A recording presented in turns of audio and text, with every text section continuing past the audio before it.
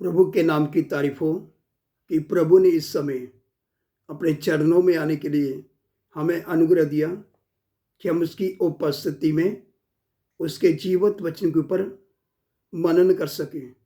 तो आइए परमेश्वर के वचन में से पढ़ेंगे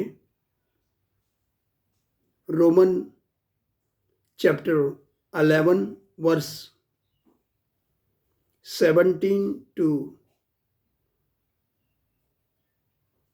22।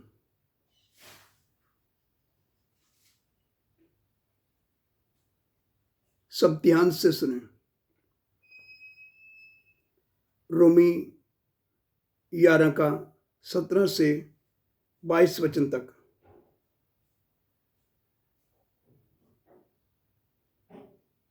पर यदि कुछ डालियां तोड़ दी गई और तू जंगली जैतून होकर उनमें छाटा गया और जैतून की जड़ की चिकनाई का भागी हुआ है, तो डालियों पर घमंड न करना। और यदि तू घमंड करे तो जान रख कि तू जड़ को नहीं परंतु जड़ तुझे संभालती है। फिर तू कहेगा डालियां इसलिए तोड़ी गई कि मैं छाटा जाऊं। ठीक है, वह तो अविश्वास के कारण तोड़ी गई, परंतु तू विश्वास से बना रहता है, इसलिए अभिमानी न हो परंतु भयमान।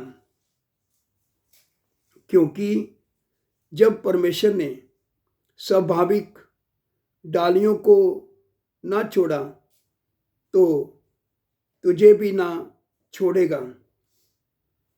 इसलिए परमेश्वर की कृपा और कड़ाई को देख।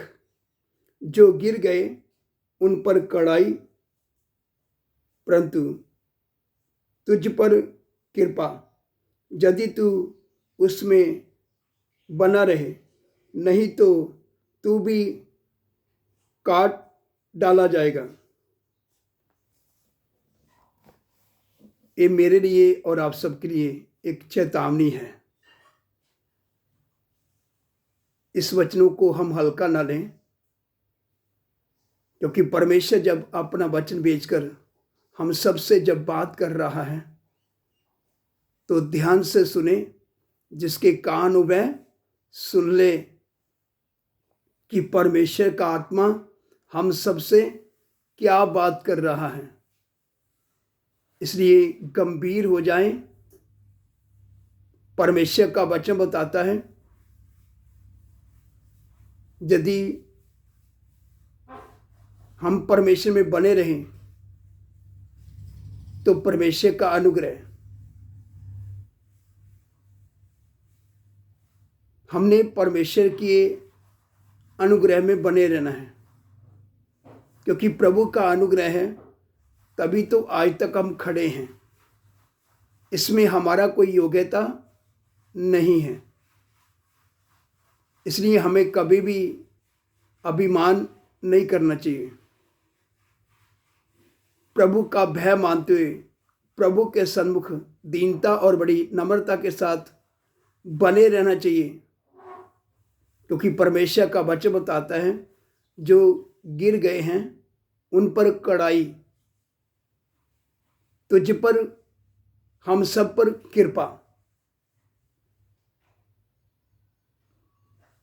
यदि हम उसमें बने रहें।